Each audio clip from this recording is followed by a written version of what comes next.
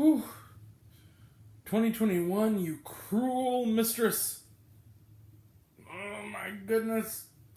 Oh my goodness gracious. Hi everyone. It's me, Grant the Movie TV Guy. Yeah, I have another review tonight. Probably one tomorrow too before SNL. I'm gonna watch the card counter tomorrow. It's just gonna happen. I've been looking forward to it. Better late than never. Month late, whatever. Probably would have been in Edwardsville by now if it was going to be. Alright, hi everyone.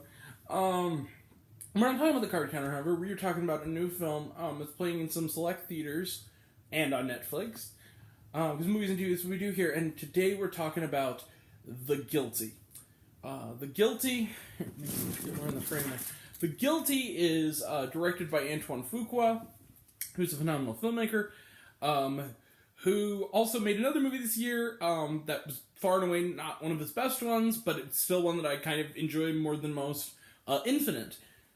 This is one of his better offerings. So what's The Guilty about and who's involved? Well, the only person you see on screen actually is Jake Gyllenhaal. To say that Netflix describes it as he commands the movie, and basically he literally commands the movie. I mean, it is him pretty much throughout. So it's seemingly a typical night for the most part. Jake Gyllenhaal plays Joe. He is a cop who is no longer on the streets, temporarily barring a trial that is like a court date's coming up the next day for a crime that we do not know of until toward the end of the film. But for now, he's working as a sort of dispatch for the LAPD 911 line. We never leave that dispatch station for the whole movie, really. Outside of a couple of establishing shots, it's really just that place. He knows this is his last day. He's just kind of like, whatever. So he'll get... the other thing, too, is that, it's set in Los Angeles. There is a wildfire going on in Los Angeles. Who'd have thunk it? And the CHP, understandably, is very preoccupied with that this evening. He's getting calls from a lot of just kind of chuckleheads who got drunk and hurt themselves, and he's just kind of having none of it. Then he gets a call from a woman by the name of Emily Lighton. She is played only vocally by the terrific Riley Keough. In another great performance this year, along with her work in Zola, as well as her terrific work last year in The Devil All the Time. She is, again, Emily Lighton. And at first she seems like just another one of the drunk, crazy individuals who calls, calling him immediately sweetie and talking to him like in this sweet voice. He's like, wait a minute. Does Emily keep talking? If you need to talk to me like I'm your, do you have a kid, Emily? Yeah. Are you being abducted? Yeah, I am, she says. Keep talking to me like you're talking to your kid, so the person who abducted you won't be let on. Yes or no answers. He becomes very concerned for Emily's safety, especially from her seeming ex-husband Henry, voiced by Peter Sarsgaard, and together, over a very tense evening, he's dealing with his own problems that are going to wait him in the morning, as well as saving Emily. But here's the twist. Does Emily need to be saved? Is she, what did she do? And how deep this goes? And it turned out it goes a lot deeper than he ever knew, to horrifying effect, and we are there, from Jake Gyllenhaal's point of view through all of it, as Joe tries to, save this woman, and in turn, save his own soul from, whatever he's going to that court date for tomorrow, and you can see that these two have some strange parallel that eventually comes to a head in an emotionally gripping conclusion. I'm going to say this right now. This is one of the most messed up movies I have ever seen. This movie, and I've seen some shit. I've seen some creepy shit. This year, at least, this is, one of the most disturbing films I've seen all year. And it's also, after about, I love The Guilty. And what I loved about it is, after about the first, it's 90 minutes total, 91 minutes. There's 10 minutes for credits, and the first 10 minutes kind of sets up who Joe is, why he's working this night shift, and that's about it. Once Riley Keough's Emily Lighton calls, it goes full speed ahead, and you basically are on pins and needles, along with Jake Gyllenhaal, for the entirety of the film. It is a very intense film. The acting is terrific by Gyllenhaal, as well as all the vocal performances. You all got some drop-ins in there from people like Paul Dano and the great Bill Burr, who kind of has a funny little moment where he calls us one of the kind of very irate, drunk individuals. Very tense, but really, the outside of Jake Gyllenhaal and the couple of other officers who were there that evening, everybody else is a voiceover artist, basically, for this movie. It's really just him, primarily.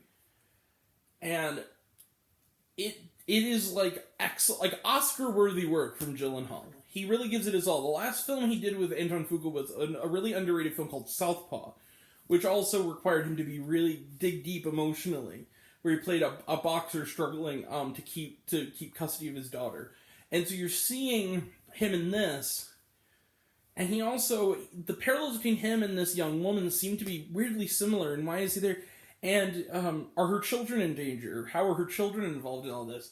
And who is Henry? Is he friend or foe? And is she friend or foe? And all this stuff happens, and what happens from there, that I'm not going to give away, is really effed up. Like, I'm just saying, like, there's no on-screen violence, but the off-screen violence that is being described is so horrific that if it was filmed, you would not be able to release this film anywhere. Like, it is, like, disturbing shit. But what makes it work is the taut direction of Anton Fuqua. They shot it during the pandemic, and you can tell very much. It's actually a remake of a film, a Danish film, I believe, from 2018, which apparently is very similar, and it's getting that kind of thing where some people aren't liking it because it's too similar to the original. I have not seen the original. I'm going by this, and by this, whew! Especially, there's something that happens at the midpoint that's revealed to us that basically has an impact up to the end where you're just like, man, oh, say it ain't so, and just, you never can relax. It's just one of those movies where they never let you relax, and The Guilty is insane. It takes no time to get going, and time flies. You're just in it, and you want to see where it goes. It's unpredictable, it's exciting, and for that, as you could probably guess, this for the second time today after Many Saints of Newark, bang. 5 out of 5 stars of The Guilty. Wow, I'm giving out a lot of those this year. I can't help it. This year, I've had to take off the cap, basically, for best ofs this year. Because even some TV work is getting kind of considered. This has been an amazing year for movies. I don't buy that BS of, oh, this is going to be true, but maybe, who knows, the card counter probably will be too. 5 out of 5 stars for The Guilty. This movie, it even made me kind of tear up from just anguish like him. This is a really powerful movie, and Jake Gyllenhaal, oh my god, give that guy props. Fun fact, apparently he is very, very distantly related to me, I guess. My aunt told me that, yeah, apparently he's, like, my 9th cousin, something like that. We're related very distantly on my father's side. Never met the man. I'd love to meet him. He's, oh my god, Jake Gyllenhaal. Just, what an actor. And Riley Keough, too. I mean, what a great year she's been having, film-wise. She's just, man, insane. Insanely good. Alright, 5 out of 5 is Guilty. Let's close the book on it. Trailer Trash None, watch it on Netflix. Was there shawarma? The last shot runs through a good chunk of the credits, otherwise, no, there isn't. But there, you know, at the end there. Alright, also, the ending was perfect. I thought the way it ended really packed a punch. 5 out of 5 stars. This is a great movie. Okay. So, tomorrow we are going to be checking out The Card Counter. Really, we are. We also have SNL tomorrow. New season of SNL reviews. Hooray! With picking up where we left off with Anya Taylor-Joy, we are starting the new season with Owen Wilson hosting and Casey Musgraves as the musical guest. Hell yes. I'm not looking forward to next week though because we got Kim Kardashian. I'll watch it, I'll review it, but I'm not a fan. I'm sorry, the only Kardashian, honestly, I really kind of like is Kendall. She's kind of the only one that I think just, you know, and even that's not like a perfect relationship, but like, just admiration, but I like her. Otherwise, I'm not a big fan of the Kardashian thing. Kanye West is a dope rapper. I don't really like him as a person very much, but he is a musical genius. It's Pete Davidson's bit about him, he is a genius, but he's a musical genius. It's kind of like how when you have the guy who is the hot dog eating champion, he's a genius at hot dogs, but you don't want to hear what he has to say about politics. More specifically, he said, like, unless it rhymes over a sick beat, we don't want to hear anything Kanye West says. That's a better analogy. His interview with Letterman was good. Anyway, so, Yeah, and then we're going to do card counter. We're going to talk about the Jesus music, Don't F with the Jesus music on Monday night. Wednesday night, we got an early review of No Time to Die. Thursday the 14th, we're talking Halloween Kills, as well as that weekend, You Season 3, and The Last Duel, as well as this coming week, we're going to talk about What If Season 1 with spoilers. And then, other stuff in between. I'm going to try to get to A New Hope, Star Wars, get to the original trilogy, get that wrapped up. And yes, I have seen all of Star Wars Visions, and yes, it's excellent, and I want to talk about it when we get to that point. Alright, so that'll all be next time. And until next time, I'm Grant the Movie and TV Guy. I see it all, and I'm happy to share it with you.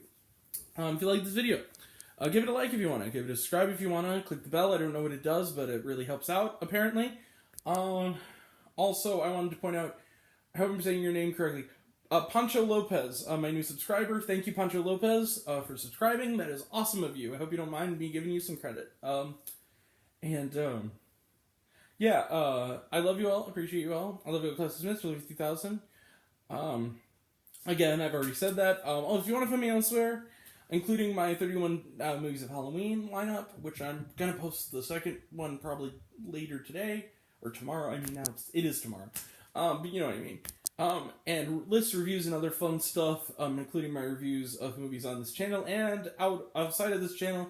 You can check me out on Letterboxd.com at Grant the Movie and TV Guy. Yeah, check me out there. Give me a follow if you wanna, and talk to me and my fellow movie fans in the chat. I'd love to hear you guys, and I'd love to hear what you think of movies and what you think of all that happy stuff. So and go watch The Guilty, because it's really good. It's on Netflix now, and it's 90 minutes. You have no excuse. Watch it, and thank you all. Take care. See you tomorrow. Bye.